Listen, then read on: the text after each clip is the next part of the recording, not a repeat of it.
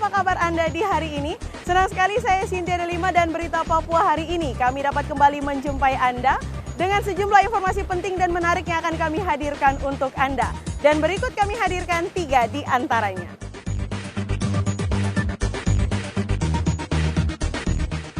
Buron selama 4 tahun terpidana korupsi ditangkap penyidik Kejaksaan Tinggi Papua. Siswanya tak bisa baca dan hitung, sekolah terpaksa membuka kelas khusus. Penumpang pesawat positif COVID-19, Satgas perketat bandara.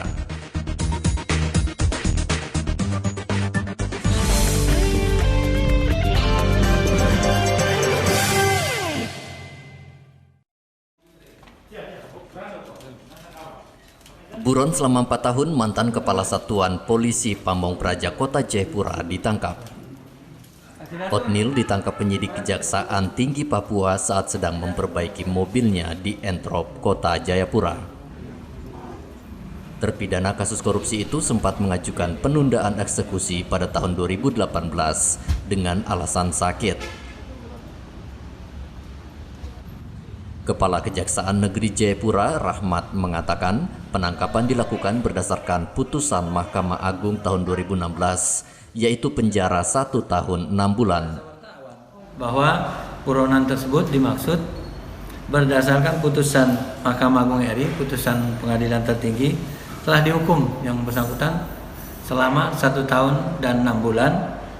Ada juga pidana dendanya 50 juta, subsidiar 3 bulan, dan uang pengganti diwajibkan juga kepada yang bersangkutan sejumlah Rp71.813.000, subsidiar 6 bulan. Jadi apabila tidak membayar denda 50 juta akan dapat subsidiar 3 bulan, dan tidak membayar uang pengganti Rp71 juta lebih, maka yang bersangkutan juga akan melaksanakan pidana subsidiar selama 6 bulan. Pelaksanaan eksekusi itu sendiri memang sejak awal penyidikannya dilakukan oleh Kejaksaan Negeri Jayapura menyangkut pengadaan sarana prasarana alat pemadam kebakaran, karena yang terakhir beliau itu menjabat sebagai Kepala Dinas Terhamtib pada pemerintah Kota Jayapura, pernah juga jadi Kepala Distrik dan pernah jadi Kepala Dinas Perindustrian, Perdagangan dan Koperasi. Otnil Meroje tersangkut kasus korupsi proyek pengadaan alat pemadam kebakaran saat menjabat sebagai Kasatpol PP Kota Jayapura tahun 2016 dengan kerugian negara Rp71.813.500. Fando melaporkan dari Kota Jayapura, Papua.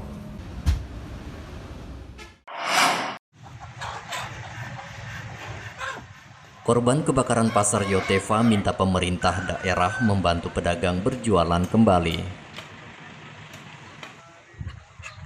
Selain fasilitas berdagang, pedagang di Pasar Yotefa juga minta Pemda membantu modal usaha karena barang dagangan mereka ludes terbakar.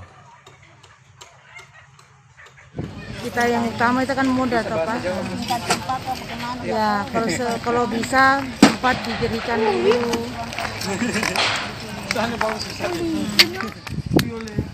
Kalau sampai ini belum, kita lagi menunggu ini. Ya mudah-mudahan adalah pemerintah kita ya. Kasihan ini rakyat kecil. Yang sedikit ada yang ini. Sementara itu, Wakil Wali Kota Jayapura bersama Kepala Dinas Perindakop langsung mendatangi Pasar Yotefa untuk mendata berapa banyak pedagang yang terdampak kebakaran.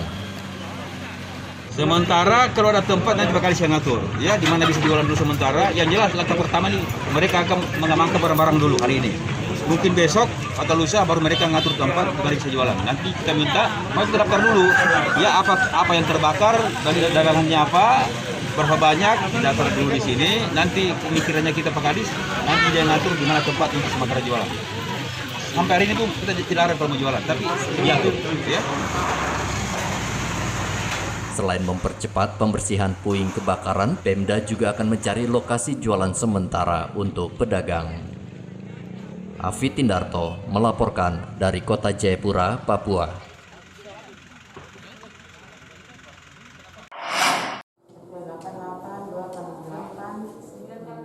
Tak bisa membaca dan menghitung, puluhan siswa SMP Negeri Buti Merauke terpaksa harus datang ke sekolah untuk belajar tatap muka.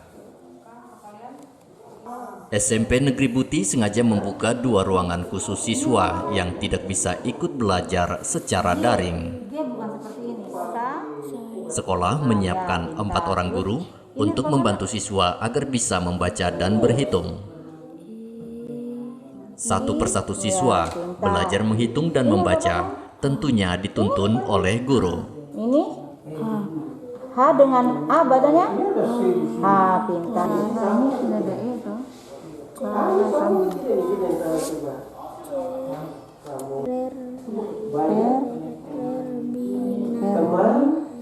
Kelas 7 ya, sudah bisa baca belum? Sudah sedikit. Sedikit ya. Kira-kira apa yang susah untuk belajar baca itu? Hah? Tidak ada. Ini diajar langsung dari guru, yang mana lebih bagus? Belajar langsung diajar satu-satu atau belajar dengan teman? Belajar satu-satu. Belajar satu-satu. Sendiri ya. Lebih mudah dipahami. Jadi Ya? Margareta sudah bisa ya? Sudah bisa. Kau sudah bisa berhitung belum? Belum. Belum bisa ya. Jadi sekarang lagi belajar berhitung ini?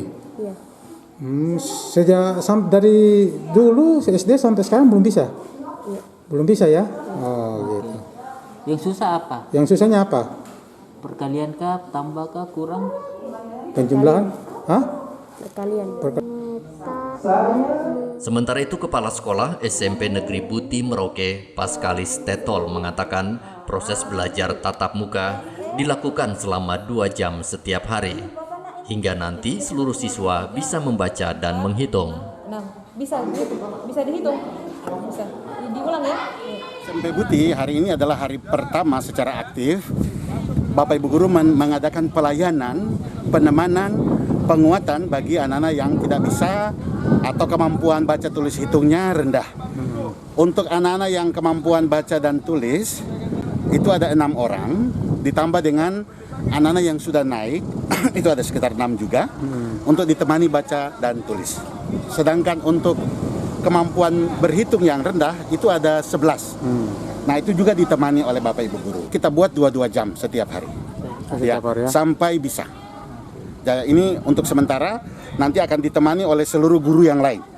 Masih hari pertama kedua untuk oleh guru yang baca tulisnya oleh guru bahasa Indonesia, yang menghitungnya oleh guru matematika. Nanti setelah 2-3 hari jalan, semua guru akan menemani satu persatu, sehingga bisa mengecek perkembangannya. Kita pastikan harus bisa. Mencegah penyebaran COVID-19, sekolah tetap menerapkan protokol kesehatan saat belajar tatap muka, yaitu memakai masker, mencuci tangan sebelum belajar, dan jaga jarak duduk siswa. Muhammad Ridwan melaporkan dari Merauke, Papua.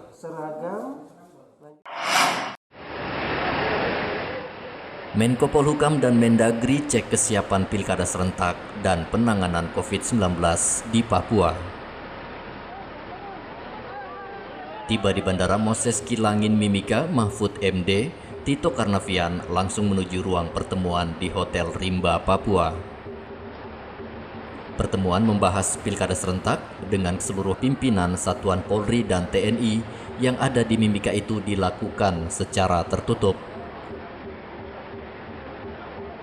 Setelah tiba Bapak Koninfo, Menteri Dalam Negeri, kemudian Wakapolri dan beberapa pejabat dari Jakarta yang tentu diawali dengan kegiatan yang ada di NTB. Terus kemudian tadi pagi beliau terbang dari NTB menuju Mimika dan rencana besok kembali.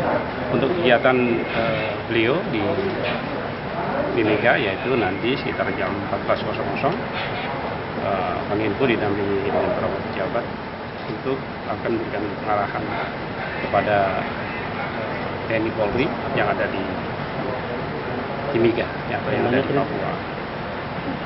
Itu terus kemudian nanti malam ketemu dengan tim Satgas COVID-19 yang ada di Mimika dan di Papua. Terus kemudian dengan beberapa tokoh masyarakat. Polri dan TNI mengantisipasi adanya teror kelompok kriminal bersenjata yang kerap kali mengganggu jalannya pilkada di Papua. 11 kabupaten ikut dalam pesta demokrasi serentak yang akan digelar 9 Desember mendatang. Igo Batmomolin melaporkan dari Mimika, Papua.